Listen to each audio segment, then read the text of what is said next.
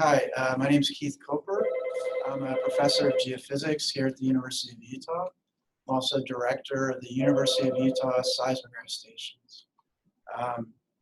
This morning, a little bit after 7 a.m., we had a magnitude 5.7 earthquake, and it happened near Magna, sort of in the West Valley, near Salt Lake City. It's considered a moderate-sized earthquake, but for Utah, it's a big earthquake. We get an earthquake this size about once every 10 years.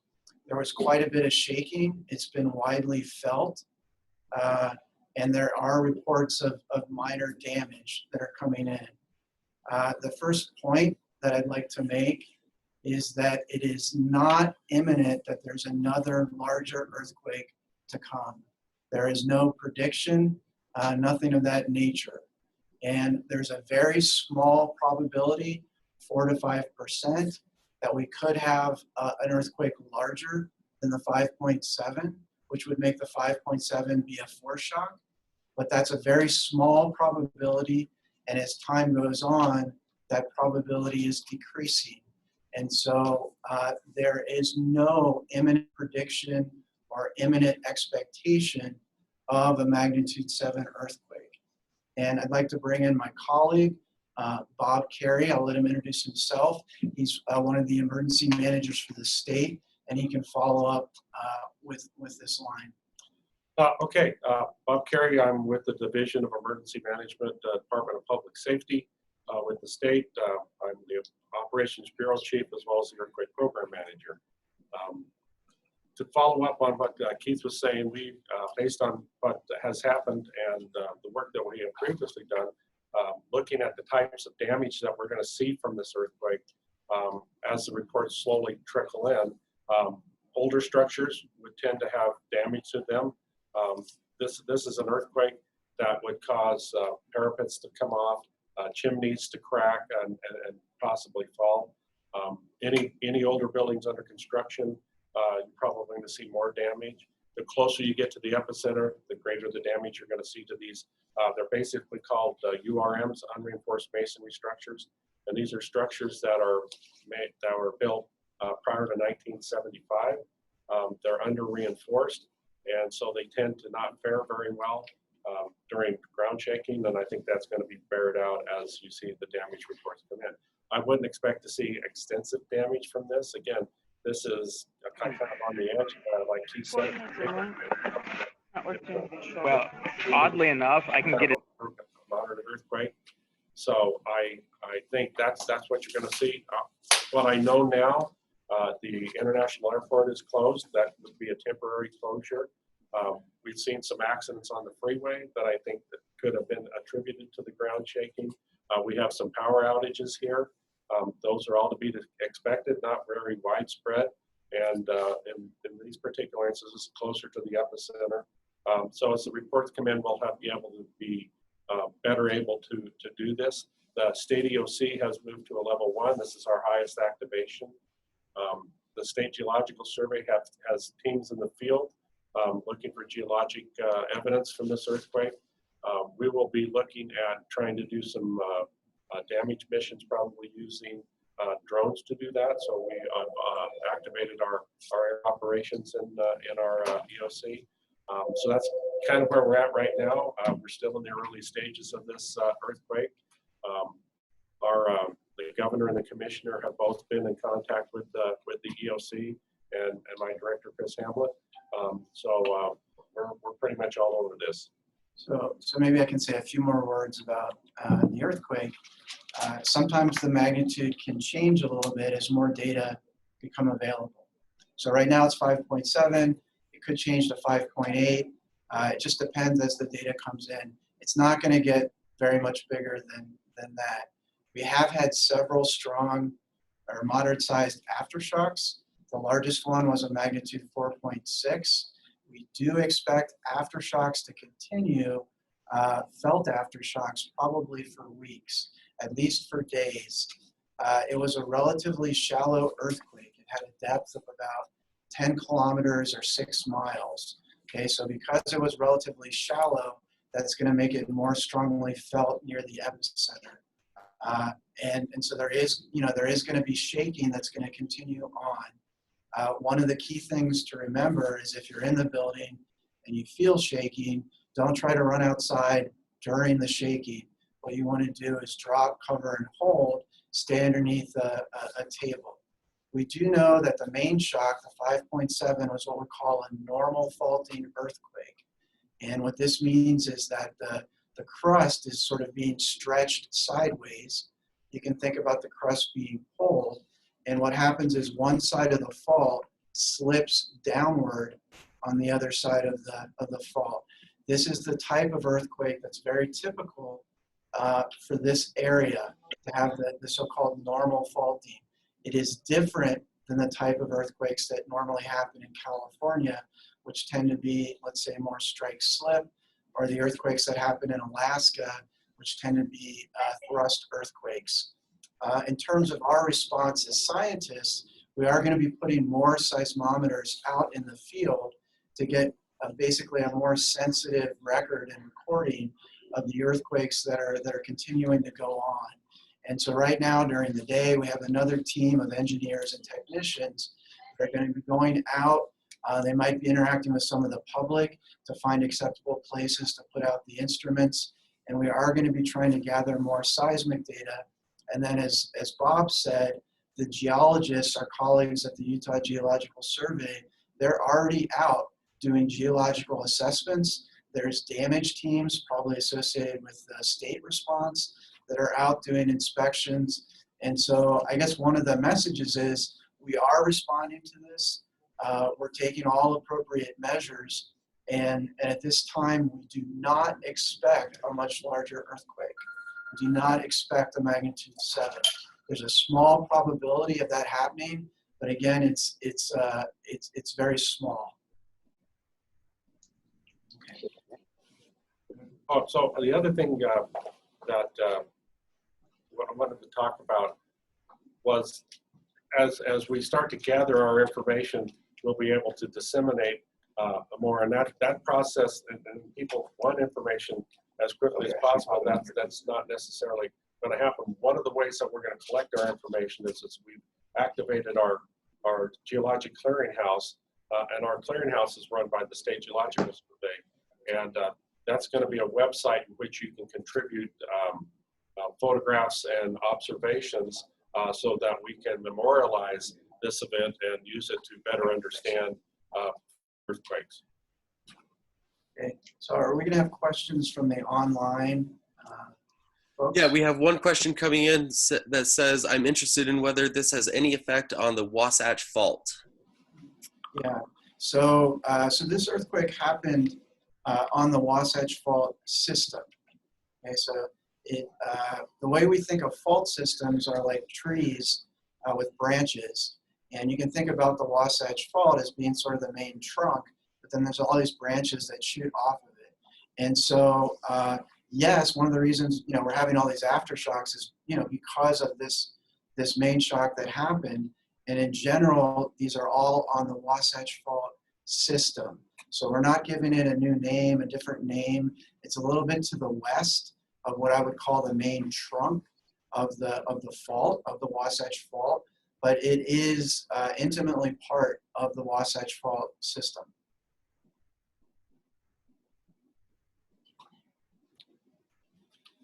Do we have another question?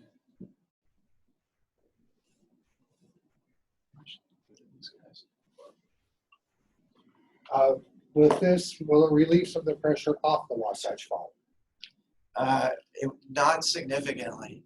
So in the very, very close to where it happened, it will reduce stress, but there's still more or less the same probability, maybe increased a little tiny bit, for other decent sized earthquakes to happen on the Wasatch Fault system.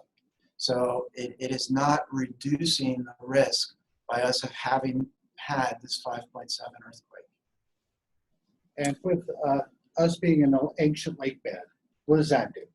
Yeah, so that's a good question. So part of the reason that the shaking was relatively strong is a lot of sediment in the basin, and this is sort of weak rock. And when you have an earthquake, the ground motion will get amplified. Okay, the energy in a sense will get trapped in the basin and it will act sort of like a bowl of jelly and it'll just keep shaking. And so people that were in tall buildings downtown, they might have actually felt significant swaying and shaking from this earthquake. And again, that's partially related to this basin effect. This is something that's well known among seismologists and geologists and so forth. And a lot of damage tends to be in basins because of this sort of amplification effect. People that are in the benches, people that are not in the areas with the sediment, there's probably slightly less shaking. The biggest thing, of course, is how close or how far away you are from the actual epicenter. So distance is really the key thing in terms of the level of shaking that people are going to feel or experience. Talk a little bit. We'll know more as people report this in. There's stuff on the USGS website. Did you feel it that you can report to? And I think it's so early on. It's hard to give you a really clear vision of exactly how well the area that it was felt in, and then exactly who felt in it. Even on the interview today, the reporter said that she was outside and she felt it, the guy in the garage did, and they're not that far apart. So people feel it different ways, and the soils respond differently. So this will be interesting, and that's part of the research is understanding why things responded the way they did, and it'll help us better understand future events. Keith, talk a little bit more, if you would, about why you don't expect a larger magnitude earthquake and why you don't expect a 7 magnitude quake following this one. Yeah, so the reason we don't expect a larger earthquake is because historically most sequences don't unfold like that. So just what we know about earthquake behavior, we know it's possible that there's this few percent chance that it could happen, and that's just based on previous observations. And so, for example, in California this summer during the Ridgecrest sequence, the first earthquake was a 6.4, and then 2 days later there was a 7.1. So in the beginning, the 6.4 was the main shock, and then after the 7.1 happened, the 6.4 became a foreshock. So there is that small probability of something like that happening here, and people should be aware of it. But the fact is, we don't and we can't predict earthquakes. So we are not predicting any large earthquakes to follow. What we do is more of a forecast, which is probabilities, timelines, things of that nature. What can people expect? Because, for a lot of people who haven't experienced an earthquake, they're wondering, oh no, Yeah. what should I brace for now? Yeah, so you always want to be prepared for things like this and have 48-hour kits and so forth. And, it's unfortunate that this happened right when we're having this pandemic, response. And so, it's affecting our response. We're gonna be fine in how we respond, but we are making changes to how we operate. In terms of what people should expect, they should expect hundreds to thousands of more smaller earthquakes, aftershocks, that are going to play out over the next several weeks.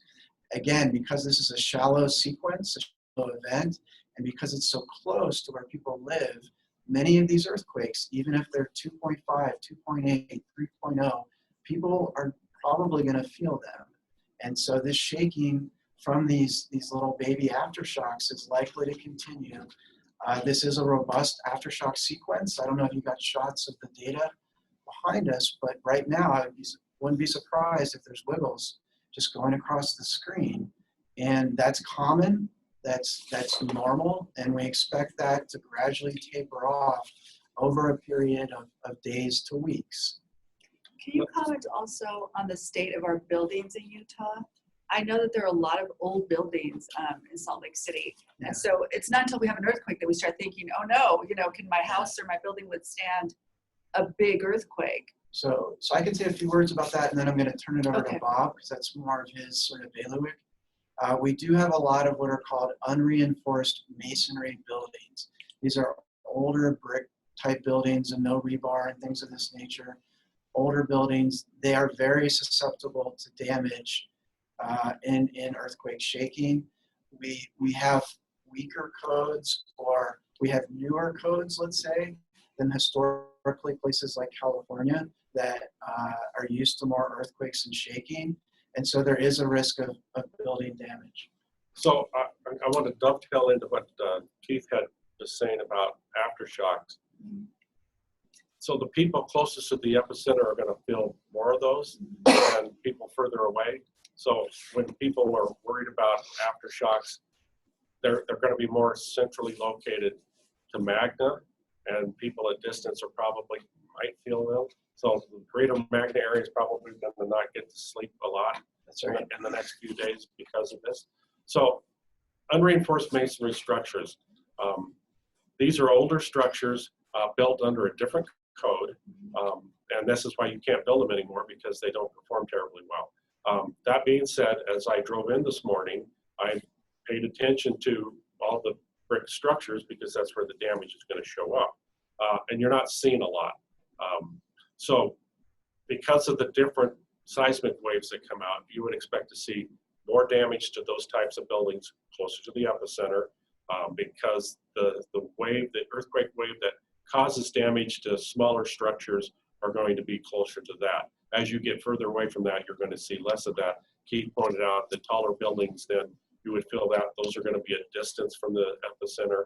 And so we would expect people to say it was better felt in the taller buildings in Salt Lake City, and you're going to see less damage to unreinforced masonry structures in Salt Lake City, say, than you would in Magna.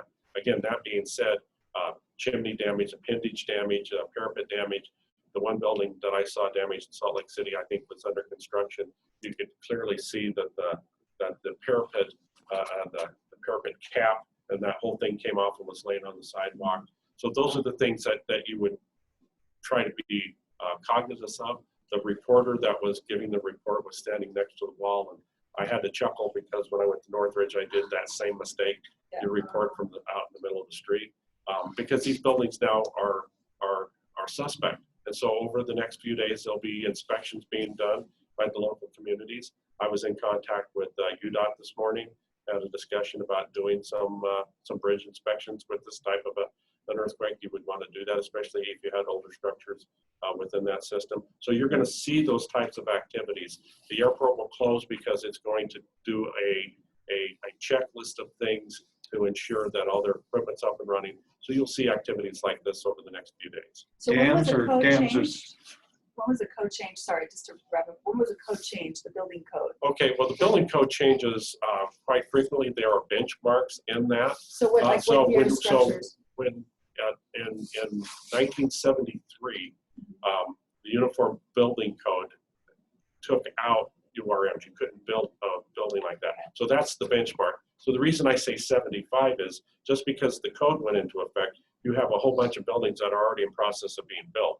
So we look to pre-75 as our benchmark. And as you go further along, there are benchmark codes that make major changes within how we build buildings and respond to seismic energy.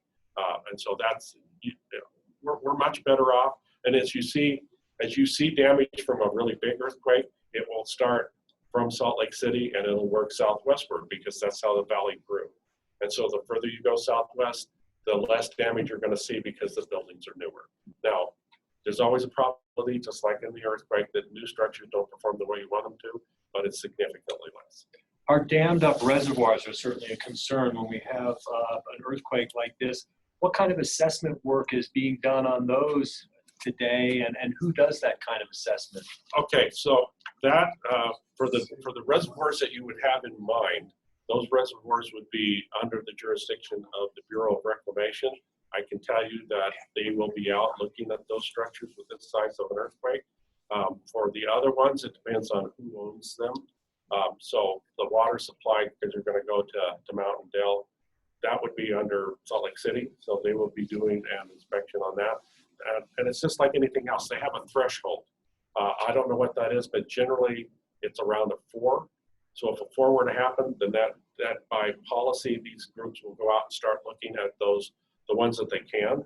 There'll be some, I think, that are under snow, so it might be a little bit bigger challenge to take a look at those, but they're not also not retaining that much water. So there's protocols in place that allow everybody to go out and start doing these assessments. Capital was looked at this morning. It's a base isolated structure, so we would anticipate seeing nothing. The fact that we're running our operation up there means that we didn't find any damage at the Capitol. So those things are the types of activities that you're going to see now starting to play out as we move forward. If we get a decent aftershock, we might have to backtrack a little bit on that. But that's the kinds of things that you're going to see happening out there. And what should homeowners be doing today? Well, I think homeowners, if you're in an older structure, to take stock in its performance. Again, I don't expect to see a lot of damage. You might see some cracks in your foundation and things like that. I think the bigger thing to do is reviewing your emergency home plan, how your family would have responded had school been in session. I mean, this is a double-bladed sword, the pandemic now, because we didn't have kids in school. Because all of those structures would have needed to have been looked at, and the kids would have had to go home. So what's that process look like? How much food storage does you have?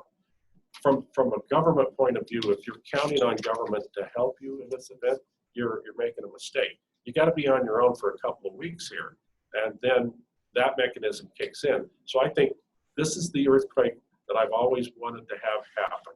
And I know that sounds nutty, but it puts us now to understand that we can actually have this. It's not that we've been barking at the moon for all these years, because it kind of feels like that. Now we have something that we can point to and say, this is evidence that we can have this, and this is just a little one.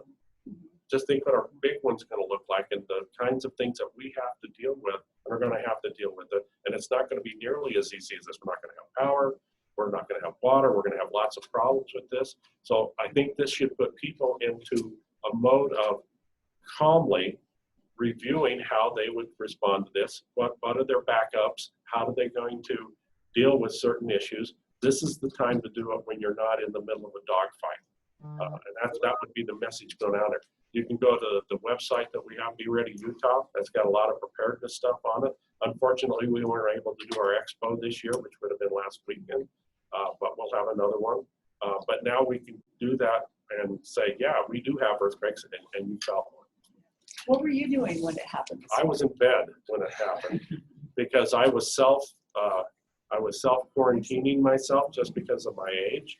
And the moment that I heard, because you hear it before you feel it, and I thought, well, that's a truck. And as soon as the bed moved, it was like, no, this is an earthquake. And again, where was it, and how close am I to it? Because I don't know how big it is. I just know that I felt it. And that's the game to get to play here, was that a really big earthquake and I'm a long ways away from it? Or was it this type of earthquake and I'm pretty close to it? So yeah, this is, I got to go to Northridge. And so I felt a lot of shaking in Northridge, and this was right in that category. What were you doing when it happened? Were you sleeping too? Or were you... No, I was working in my office at home, and I felt the same thing Bob just mentioned. You kind of hear it, something shakes, and then it doesn't stop shaking. And so I got underneath the table and waited for it to stop shaking. And I knew right away after that that was a good-sized earthquake, and got ready to come in here. And several of your colleagues were here before me when I showed up at work this morning. But there is one other topic that I could address, and that is although we don't predict earthquakes, there is a system that's called Earthquake Early Warning. Okay, sometimes they call it EEW. And this system is actually in place along the west coast of the US, California, Oregon, and Washington. And the way it works is the quickest waves are the smallest. And so it turns out that if you can detect and locate an earthquake very quickly, electronically you can send the message out ahead of the seismic waves that are bigger and slower. Okay? What this can do is it can give people warning, advance warning of shaking. And the warning can be anywhere from a few seconds up to maybe 2 minutes. So it's not a lot of warning, but it is enough warning, for instance, for people to get underneath the table It's enough warning for trains to stop. It's enough warning for, let's say, medical procedures to be halted. So even though it's on the order of tens of seconds, we feel it is valuable. So it just went live in California within the last year. They're still working out the kinks. It does seem to be working. Utah is on basically the second tier of getting the earthquake early warning. And so we can expect maybe in the next 5 to 8 years of standing up an earthquake early warning system here in Utah. Right now we don't have it, but it is something that could be done over the next 5 to 8 years now that it's been set up in California and the West Coast. So we're not really aiming towards predicting earthquakes, but we are moving as a community towards this idea of predicting ground shaking, right? Knowing that an earthquake just happened and then getting the warning out before the shaking comes in. And so some of your viewers and some of the public and so forth, they might be hearing about this over the next couple of years. Hey, Utah's trying to get this earthquake early warning system. And basically it would be us trying to catch up to places like California. And after today's earthquake, I think you can see this is, this really drives it home that it makes it real. And this was not a big earthquake, by the way. Again, this is a moderate sized earthquake. Okay, you have hundreds of this size of earthquake per year in the world. Okay, so a magnitude 7 that would happen would be enormously way more damaging than a 5.7. And so this was not the big one. This is sort of a wake-up call telling us, hey, we need to think about making the preparations, as Bob was saying, with the buildings and building codes, and we need to think about moving, perhaps towards one of these earthquake early warning systems. How can you explain this for people to understand the difference between a 5.0 and a 6.0 and a 4.0? Yeah. Is great. So if you go from let's say the difference between a magnitude 5 and a 6, there will be about 30 times more energy released in a magnitude 6. So between a magnitude 5 and magnitude 7, there's a factor of 1,000. The magnitude 7 is going to release about 1,000 times more energy than the magnitude 6. So it's what we call a logarithmic scale. And so it sort of scales by factors of 10. So the energy goes up by a factor of 30. The ground motion might go up by a factor of 10. So it's substantial. It's a totally different animal, a magnitude 7 versus a magnitude 5.7. And it would have been horrific if a magnitude 7 happened where this 5.7 happened this morning. Yeah, you wouldn't be here. Yeah. Yeah, you wouldn't be able to get here. That would be the difference. You would have significant infrastructure issues from them. But your biggest problem would be trying to figure out whether your loved ones had made it out of this. Absolutely. Yeah. So your whole focus is different. That's why I say this is one that's going to catch your attention, and I think that we can use this to help better prepare ourselves. But it's a walk in the park. Yeah. Right, you said that this was the earthquake that you had been hoping for. My designer earthquake. Right. And I've said this a lot because it's not going to cause a lot of damage. You're not going to see any deaths from this, but it's a reminder that we live in earthquake country. Like I said, I spent my entire career in state government trying to convince people that this is a problem. And it's hard to do when you don't have the necessarily felt. And then we've had some small ones, and everybody knows it's just small ones. Well, now we've moved up the scale a little bit. We've upped our game a little bit here.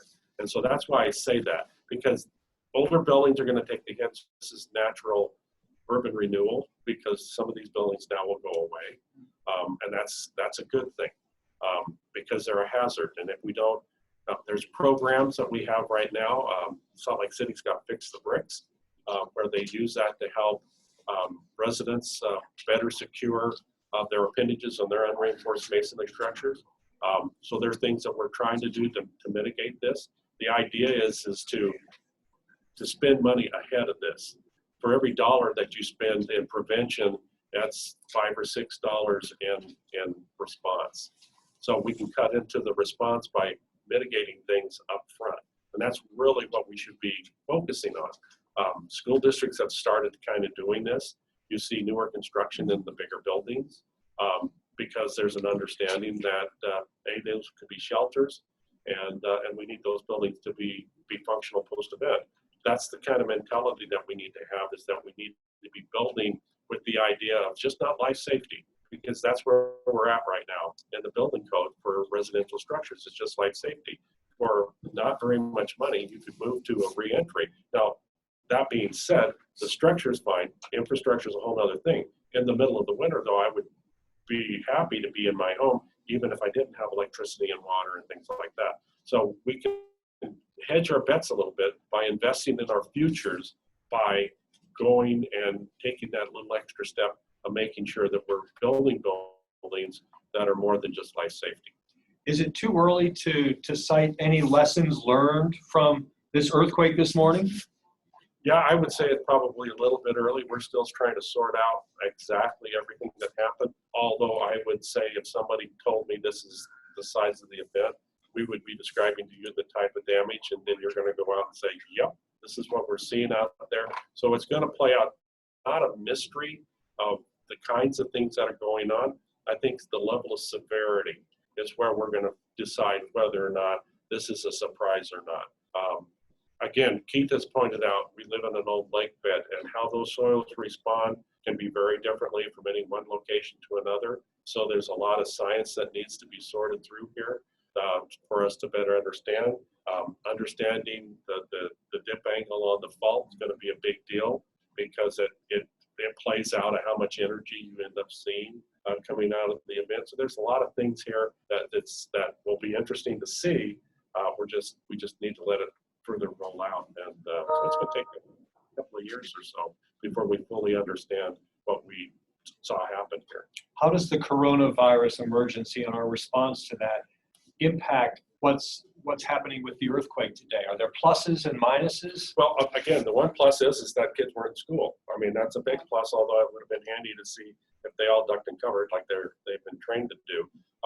It's going to, on the emergency management side, I think we're going to be cautious about how many people we bring in. Again, this is just a moderate earthquake. And so it's probably going to make the news cycle. And then I would be surprised tomorrow if we're going to be still talking about this, unless something else shows up. And that's okay. The fact is that it makes it easier for us right now. If this was the big one, this would be a problem. This would be a significant problem, because I'm already closer to this guy than I want to be because of my age. But nonetheless, this has been my life career, Yeah. and his, and a lot of our colleagues. So we'll make an exception for today. But that's one thing that it would change how we would respond, and we would have to find more space to give that social distancing that we'd have to have. It would be nice if we had a vaccine for it right now, but we don't. So here at the University of Utah, our response has been only, I would say, minimally affected by the coronavirus. So we did divide up into two different teams to keep separate. In case somebody on one team would get the virus, then there'd be team B to help do the response. So we are responding. A lot of it's going to be electronic, on virtual. This is why we're having this virtual press conference, in a sense, is because of the coronavirus. So it's having these sort of minor effects, but it's not going to hamper our sort of scientific response. And we're still going to be out gathering more data, trying to reconstruct exactly what happened during the earthquake. And we are going to have a 100% response in terms of the scientific analysis and so forth of this sequence. So that being said about how it affects us, we did move to a level 1 today, which is our top activation. The EOC, when I left it, was moderately filled. That's jointly because of both events. What we'll end up doing now is, and we have actually done this, we have broken up into different teams to run different operational periods within the EOC. There are still people out in the ocean that are going to be coming home, and we don't know how that's going to affect us. We have not totally repatriated the last set from the Oakland Grand Princess. We've not finished that particular task. So we're still operational from that.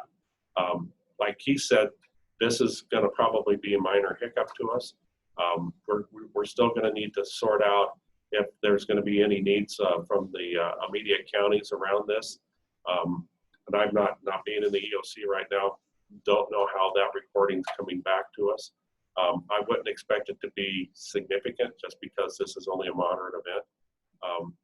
So we're probably not running as full as we would, but the like I say, the EOC is pretty full right now as it is. If this was a really big deal, we would have multiple locations within the Capitol complex that we would have people that would have come to assist us in this part, trying to get situational awareness, because that's we can't function without understanding what's going on out there, and then our limited resources where we would actually start to apply that. All of that is based on having good communications. That's physical communications, as well as just that dialogue between us and the county emergency managers. Again, without being there, I can't tell you exactly all the other kinds of things that we've seen go on out there, but I would say we're somewhat tailed back or curtailed back at the EOC because of the coronavirus. We have a couple of questions online. What can we? What is the biggest threat in the next 24 to 48 hours? Yeah, so the biggest threat would be, in terms of the earthquakes, would be if we did get a slightly larger earthquake. But again, that's not, the probability of that is just a few percent. And it's not, not likely to happen. But, the bigger the earthquake is, the stronger the shaking, more damage, and so forth. And as we were talking about earlier, if we were to catch a magnitude 7, it would really be destructive and devastating. This probability that, Bob's mentioned 5%, I've mentioned a few percent, that does go down in time.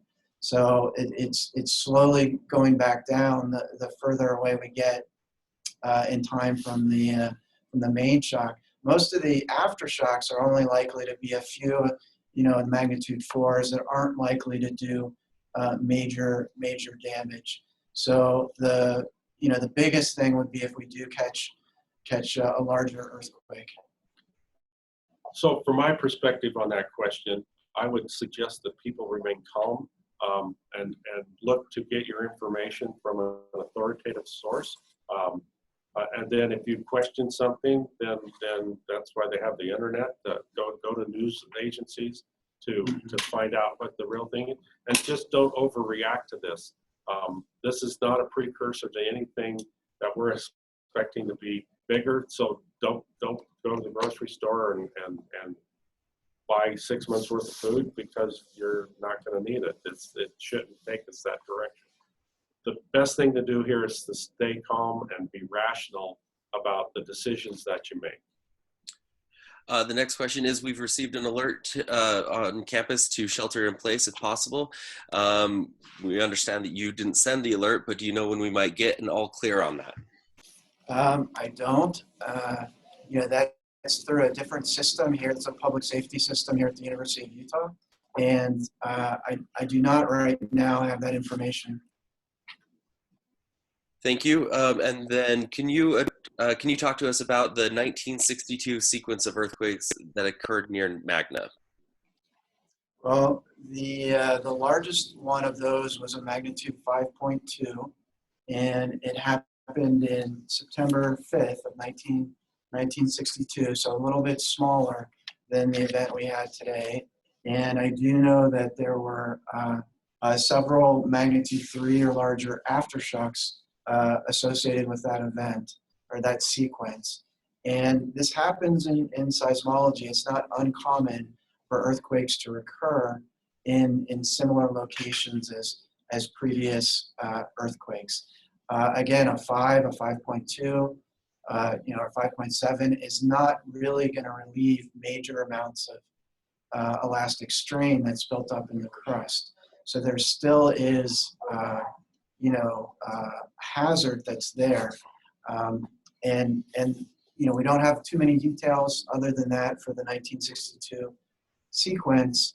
other than to say, you know, the biggest event in that sequence was a 5.2, and there wasn't, you know, a much larger event that happened then. This happened during the school day. It was about 9:30 in the morning. It caused evacuations of the students. They actually weren't privy to the rules which people were following, duck and cover. So there were evacuations out of the schools during ground shaking. I don't think ground shaking would have lasted any longer in that event than what we experienced today. And this actually was an earthquake that was one that had occurred prior to this, a month prior to this in Cache County, and I believe that was a 5.3. So Utah had experienced a couple of earthquakes running up to that Magnum one in a short period of time. And then, as you can see, we've gone quite a bit of time since the St. George quake, which would have been in '92, which was about a 5.9. Yeah, it's similar to the size of the one that we just had here. A little bit different effect down there, not as much soil veneer, closer to bedrock, so not as much ground shaking. Did big avalanche, or a big landslide, excuse me, it's still wintertime, in Springdale as a result of that earthquake.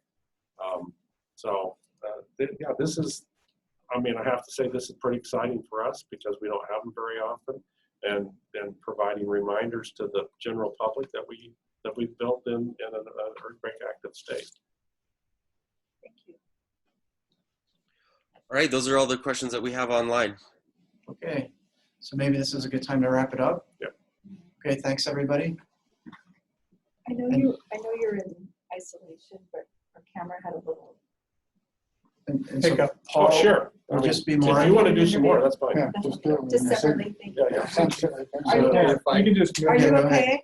I'm gonna run out. One thing that Move the mic over there. you want to have is Let me there's ask him before a you- wildfire rumor that we're going to have a 9.0 within the hour. Oh, gosh. And Sir, I need to be able to have something to sell, you know? Yeah. Sir, do you mind if we ask you one quick question? Because I think we didn't talk one important question. Somebody get that Sure. sale card. Can you give me 5 minutes? Sure, absolutely. My dean is. That's why I